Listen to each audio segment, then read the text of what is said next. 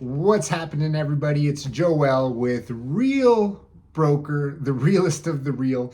And we're going to be talking about one of my favorite sales tips that I've gotten a lot of success from.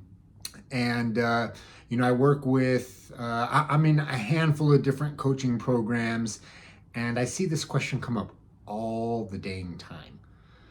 My client is ghosting me. My prospect just stopped messaging me. What should I do? And today we're going to take a deep dive into what you should do. And I truly believe you will find of great value.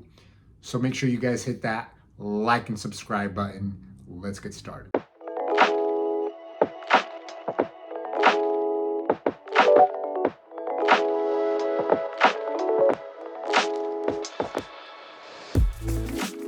Now, to put into a little bit of perspective, right, we need context, right? Because there's a lot of different situations and there are a lot of different variables.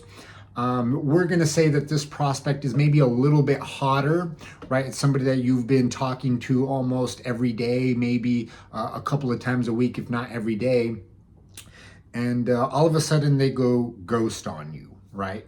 Now, of course, you would treat things differently if you haven't talked to somebody in a while, or just depending where along the sales funnel they're at. But a couple of things, right? When you push your prospect further away, it brings them closer to you. Okay, so keep that in mind. So for example, Mr. Seller, I don't know if we should work together. What I'd like to do is, go over some information and then decide if we're a good fit for each other. So that's an example of pushing somebody away. And you're going to see some of that in these, I guess you can call them scripts, right? If you want to put a bad word behind it. But you'll see a lot of that in these dialogues or these approaches that I take. So pushing them further away.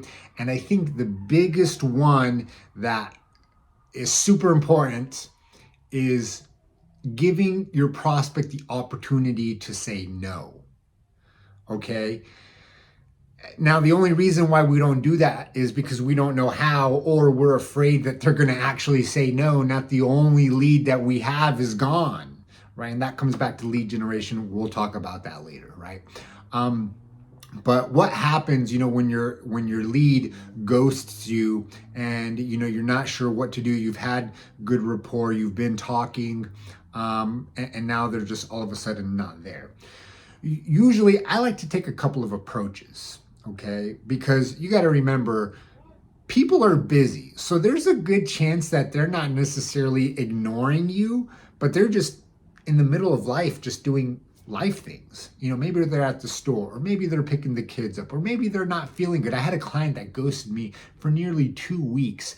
I called this guy every other day. I texted him. Finally, I called his wife, and he was as sick as a dog. Like literally, he was almost dying. So anything can happen, right? You could call somebody at 8 o'clock in the morning, but they had to take the kids early to school that day because they had a doctor appointment at 12, which is when you happen to call. Now their whole day is running behind. They have to go to the store and get groceries for the kids. Now you're calling them at 5 o'clock, but they're in the middle of Walmart. They see their phone. Maybe they have your name saved. Maybe they don't.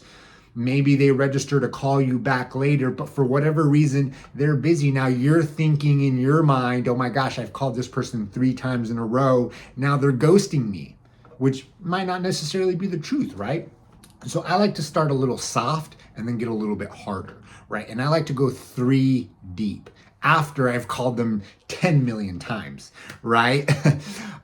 So the very first thing that I like to do, my very first script, I guess you could call, goes a little something like this. So you say, so whether you call them, right? I like to call, leave a voicemail, and then if I don't get that, I like to actually text them this later, right? But you got to make sure you call. Calling is key. Don't text. Text is trash, right? Unless you really have to resort to it. So I just simply leave a voicemail and say, hey, Mr. Seller, I haven't heard back from you in a while. I just want to make sure I'm not doing anything on my end to drop the ball. Okay, so you notice how I said that small pause after my end, right? To make it seem like they're the ones who are dropping the ball. Like, come on, man, show me some professional courtesy here, right? We've been talking every day or every other day or 2 or 3 times a week for the past 2 weeks. You said you were ready. What's going on, right? Now, ultimately, it's probably because you didn't do something and, you're not doing your job. You weren't asking proper questions and there's something in there that you don't know. But this is a way to try and prompt it, right? If you do get to this position, just say, hey, look, man, I called you a couple times. I just want to make sure I'm not doing anything to drop the ball on my end. Give me a buzz back when you're free. Or I want to make sure I didn't say anything to offend you. Give me a call back when you're free, or shoot me a text, or send me an email, whatever works best for you. Right? So those are a couple of different frames that you could go about. That's my very first thing, right? I call them 17 trillion times. I leave a regular voicemail like, hey, just giving you a quick call about your property on 123 Street. I must have missed you, called me back. After I've left that voicemail, once or twice, calling every single day, multiple times, this is when I start the breakup texts, I guess you could say, right? But it's a sequence, right? You say, hey, look, man, I haven't heard from you. Just, I want to make sure I didn't offend you, or I want to make sure I didn't do anything to drop the ball. Just shoot me a text. Let me know what's up. Easy like that. Call them, leave that voicemail, send that text message. Now, depending on when you call next, maybe you feel it's appropriate to call again later that same day. If they're super hot, you might want to take it to level 2 or go to your second phase of doing it on the same day. You can maybe do it a little bit later, the next day. It just kind of depends. Each situation is a little bit different. Now, my next script is, and really, I feel like you guys are getting a lot of value from this. Make sure you smash that like button and subscribe for more incredible sales tips just like this. So next, I would go along the lines of saying something like, hey, Mr. Seller, I haven't heard back from you in a while. I want to make sure I respect your boundaries. Just let me know if it makes sense for us to talk or not. Just like that, right? So again, you're pushing them away, right? Let us know if it makes sense to talk or not. And then at the same time, you're giving them that easy out, because they could simply send you a text and just say stop or thumbs down, right? Sometimes I'll even say that, like, hey, if it doesn't make sense to talk anymore, just shoot me a quick thumbs down. Just send me a text. Just text me thumbs down and I'll leave you alone, okay? So push them further away from you and give them the easy out, right? I'll call them, I'll leave that voicemail, I'll send that text message. Remember, guys, people like to be chased. They like the feeling of being wanted, right? These prospects love it when you chase them, right? And at the same time, you chasing them, this is part of the interview process, right? They're seeing that you're aggressive. They're seeing that you're in the game. They're seeing that you're in to win it. They're seeing that you're here to follow up. And if you go about breaking up or distancing yourself or giving the opportunity to say no to you in a tactful way, this will just position you as the strong, professional salesperson. Okay, so let's take it to my very last line. Sometimes I go 4 deep rather than 3 deep, just depending how aggressive I want to get with it, right? And pretty much the next thing that I do from there is just say, hey, Mr. Seller, I don't know what to do. I hate to keep calling you over and over. I really don't want you to feel like I'm harassing you. Just send me a text message and let me know how to proceed. Just like that. Leave that voicemail. Send that text message. Let me know how to proceed, right? So now they're telling you, what to do next, because at this point you're lost. And I love throwing in there, hey, I hate to keep calling over and over. I really, don't want to harass you, or I hate to keep calling you over and over and continue harassing you, right? Just different ways to say the same thing, essentially, right? Shoot that text message. And even if they don't respond to that, I'll still lay off just a little bit, or I might go in and say, hey, Mr. Seller, at this point, maybe it seems like maybe you're not interested in talking anymore, or it seems like maybe it doesn't make sense for us to continue talking, right? There are a lot of different ways to go about this, right? If the prospect that you have on the other side, and they're a professional of some sort, you could say, hey, look, called a couple of times. I hate to keep harassing you. Just give me the professional courtesy and let me know, what's going on, so that way I don't waste your time or any of mine. just like that, right? You're saying the same thing, but just differently, right?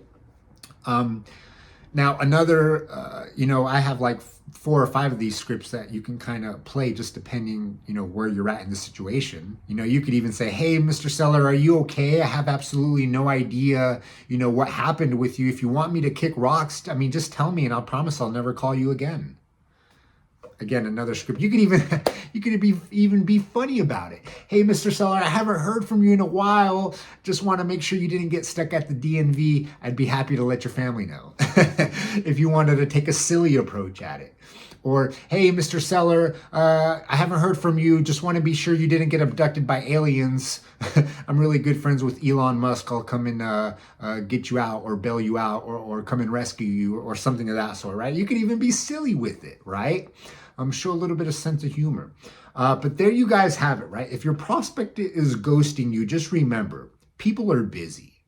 People are legitimately wrapped up in their own life, right? They could even see your name on the caller ID and think to them, okay, I got to call him back as soon as I get done with the grocery store. He's already called me 3 times today. And as soon as they walk out the grocery store, little Billy in the back goes, Mom! And then there goes all thoughts of, giving you a call back. People are busy. That's number 1. Number 2, people like to be chased. People like the feeling of being wanted. Okay. So keep those in mind. I really, really hope these scripts help you guys out. I use them myself not on a daily basis, but I use them, right? So write them down, practice your scripts. If you guys found this useful, not only would I encourage you to hit the like and make sure you subscribe, but I would encourage you to give me a call and see if it maybe makes sense for us to work together sometime in the future, where I could give you some more of these great sales tips and we could help each other out, and it could be a mutually beneficial relationship. Again, guys, it's Joel with the one and only Real Broker. Until next time.